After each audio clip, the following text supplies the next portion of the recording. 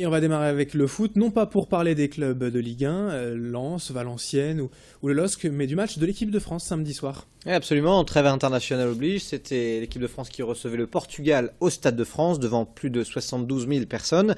Une victoire de buts à 1, mais surtout un très bon match du Lillois, Varane, natif de Lille, qui a bien joué son rôle puisqu'il a muselé Cristiano Ronaldo, l'attaquant portugais qui d'ailleurs n'a pas marqué. Donc vraiment un très bon match de sa part. De son côté, le Tourquenois Cabaye, ça a été un petit peu plus dur, qui a manqué un petit peu de fond de jeu, qui a surtout joué un rôle de pressing face au milieu de terrain portugais. Pour en revenir à Varane, il y a eu un petit sondage ce matin chez nos confrères de l'équipe qui chaque jour pose une question. La question du jour, c'est: Varane est-il le futur leader de l'équipe de France? Et après plus de presque 8000 votes, la réponse est oui à 73%, donc un petit cocorico à dire, on s'en prive pas. Voilà. Un cocorico régional, ouais, pour le natif d'Elem, Raphaël Varane. Et puis la Coupe de France aussi, c'était le 5e tour ce week-end. Une fois n'est pas coutume, il n'y a pas eu de surprise sur ce 5e tour de Coupe de France. Tous les clubs qui étaient hiérarchiquement supérieurs sur le papier sont passés, à commencer par Dunkerque et Boulogne, les deux clubs de national qui jouaient contre des clubs de première division de district, qui ont quand même dû s'employer contre Péranchy et Servin, Péranchy pour Dunkerque, Servin pour Boulogne. À noter désormais que le Petit Poucet, c'est un club de la métropole lilloise, Saint-André. Victorieux d'Amboutskapelle, les Andrésiens sont donc le club de district qui espéra pouvoir passer le 6e tour, parce qu'après le 6e tour, ce sera l'entrée en liste des clubs de Ligue 2 et pourquoi pas de belles affiches. On verra ça bien sûr de près. Je crois que le tirage au sort de 6e tour, c'est le week-end prochain. Absolument. On va parler aussi d'athlétisme dans cette chronique. Et ce week-end, il y avait la 22e édition des courses de Marchiennes. Des courses de Marchiennes qui ont eu le plaisir de battre leur record d'affluence. Plus de 2500 participants répartis sur le 10 km et le semi-marathon. Sur le 10 km, c'est le jeune de l'USVA qui a dû batailler pour conserver sa couronne. Il l'avait déjà emporté l'année dernière.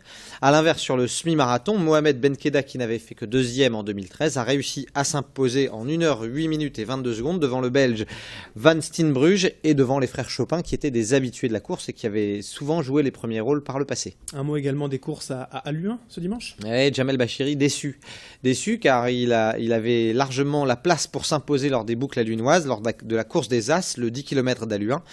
Et puis souvent Jamel Bachiri il aime bien que sa bataille, qu'il y ait un vrai tempo, et ça n'a pas été le cas. Du coup il a dû lui-même faire le tempo, et puis à force d'attaquer, de mettre 2-3 mines comme il le disait à l'issue de la course, et bien finalement il s'est fait passer, il s'est fait avoir, et il termine seulement 4e. Un beau podium malgré tout avec un Kényan qui l'emporte. Chez les femmes, à noter le côté très international du podium, puisque c'est une Russe qui devance une Kenyane, qui elle-même devance une Éthiopienne. Donc voilà, on peut féliciter Bernard Decatoire qui donne beaucoup d'énergie pour organiser chaque année les boucles aluinoises.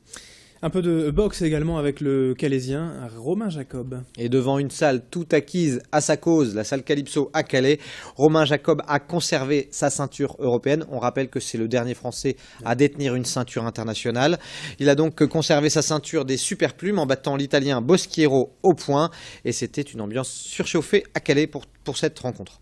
Allez, un peu de basket avec tout d'abord la Pro A. En Pro A, l'apprentissage est difficile pour Boulogne, qui a dû s'incliner face à Orléans sur le score de 86-92. Mais malgré tout, notamment avec des joueurs comme Boynton, Boulogne a montré de belles choses. Donc on peut imaginer que Boulogne va bientôt réussir à décrocher cette première victoire dans l'élite du basket français. De son côté, le BCM a fait une très belle opération ce week-end puisque les Gravelinois sont allés s'imposer à Paris 107-99 après prolongation. Un petit mot de Pro B également avec peut-être la saison enfin lancée du côté de Lille. Ouais, Lille qui a carrément, c'est assez rare pour être souligné, atteint le cap des 100 points, qui l'emporte face à Aix 100-67, à noter un super match d'Almeida, 30 points à lui tout seul. Le Portel a également gagné sa rencontre de Pro B face à Antibes 83-65. Denain, de son côté, a battu Saint-Quentin 86-81. Denain est 2e de Pro B. Orchy s'est incliné à Monaco, mais un match assez prometteur des Orchésiens. Et 2 mots de handball et de rugby également. Même destinée ce week-end pour l'USDK et le LMR, car ils tiennent tous deux leur match de référence en championnat. L'USDK est allé gagner 27-20 à Aix et se replace au classement avec la 5e place de D1. De son côté, le LMR à domicile a largement dominé Périgueux 26-3 et Lille est 4e avec un match en retard. Voilà, donc ça va plutôt pas mal pour ces deux clubs et puis quelques résultats en bref aussi. Oui, rapidement, en volley élite, Calais a battu Marc dans le derby de volley féminin 3-0. Lors du rallye Flandre Opale, c'est Bayard qui s'impose. En hockey sur gazon, les Lilloises battent Cambrai et demeurent invaincus et premières de leur championnat. Tandis que chez les garçons, le Liloc n'a pu faire mieux qu'un match nul de partout face au Stade Français. Parfait Guillaume, on a été complet sur l'actualité sportive du week-end. Merci d'avoir été avec nous et très bonne semaine. Bonne semaine à tous.